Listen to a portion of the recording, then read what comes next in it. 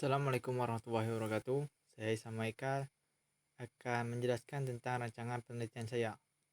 Judul Kualitas Air di Sungai di Lingga.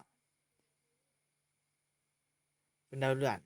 Air merupakan sumber daya yang mempunyai fungsi sangat penting bagi kehidupan manusia dan makhluk hidup lainnya serta berbagai modal dasar dalam pembangunan. Dengan adanya perannya yang sangat penting, air akan mempengaruhi dan dipengaruhi oleh kondisi atau komponen lainnya. Air dibutuhkan oleh organ tubuh manusia yang melangsungkan metabolisme, sistem asimilasi, menjaga keseimbangan cairan tubuh, memperlancar proses pencemaran, melarutkan dan membuang racun dari ginjal. Rumusan. Bagaimana pencemaran hidrologi? Yang kedua, bagaimana cara melakukan pemeriksaan kualitas air? Yang ketiga, menjelaskan pengertian sungai dan iklim. Tujuan dan manfaat. Dapat mengetahui tata cara mengatasi pencemaran hidrologi. Yang kedua, melakukan pemeriksaan kualitas air. Yang ketiga, dapat menjelaskan pengertian sungai dan iklim. Kajian teori, pengertian sungai. Hidup dan kehidupan manusia, baik secara langsung maupun tidak langsung, juga bergantung pada sungai sebagai bagian dari ekologi dan ekosistem. Air mempunyai nilai dari kemanfaatan air sesuai dengan keberadaannya untuk memenuhi kebutuhan yang ditentukan oleh pemanfaat. Air merupakan sumber daya yang sangat efisien bagi makhluk hidup. Kualitas air sungai. Kualitas air adalah suatu ukuran kondisi air dilihat dari karakteristik fisik, kimiawi, dan biologisnya. Kualitas air juga menunjukkan ukuran kondisi air relatif terhadap kebutuhan biodata air dan manusia.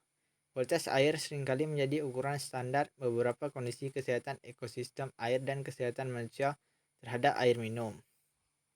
Mata air. Mata air adalah sebuah keadaan alami di mana air tanah mengalir keluar dan efir menuju permukaan tanah yang menjadi sumber air bersih yang berguna untuk keperluan kehidupan manusia. Mata air merupakan bagian dari hidrosfer.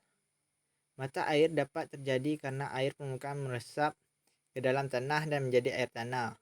Air tanah merupakan air tanah kemudian mengalir melalui retakan dan celah di dalam tanah yang dapat berupa celah kecil sampai gua bawah tanah. Air tersebut pada akhirnya akan menyembur keluar dari bawah tanah menuju permukaan dalam bentuk mata air. Di Lingga, mata air terdapat di pegunungan yang jauh di dalam hutan hingga membentuk air terjun yang dinamakan air terjun tanda. Pencemaran hidrologi. Pencemaran air dapat disebabkan oleh berbagai hal dan memiliki karakteristik yang berbeda-beda, namun jelas menghasilkan suatu dampak yang sama, yaitu rusaknya ekosistem suatu perairan. Salah satunya pengolahan air. Kualitas air di daerah pengaliran sungai adalah pemantauan parameter kualitas air. Penelitian relevan. Penelitian ini mengenai berbagai kualitas air sungai di Lingga. Materi ini tentang pembelajaran di bidang hidrologi untuk perkembangan kualitas air sungai bagi masyarakat. Penelitian 8. Menurut Abadi DKK 2010 dalam jurnal penelitian yang berjudul Analisis Kualitas Perairan Sungai Kelinter Nganjuk berdasarkan parameter biologi. Menurut Nurlina Mahsyad dan Eko Randy Wijaya 2020 dalam penelitiannya yang berjudul Analisis Kualitas Air dan Metode Pengendalian Pencemaran Air Sungai Bangkala Kabupaten Jeneponto. Metode penelitian. Metode yang digunakan. Metode penelitian yang kami gunakan adalah metode penelitian deskriptif dengan pendekatan kuantitatif. Pengertian dari metode penelitian deskriptif sendiri adalah metode penelitian yang digunakan untuk menggambarkan masalah yang terjadi pada masa sekarang atau yang sedang berlangsung.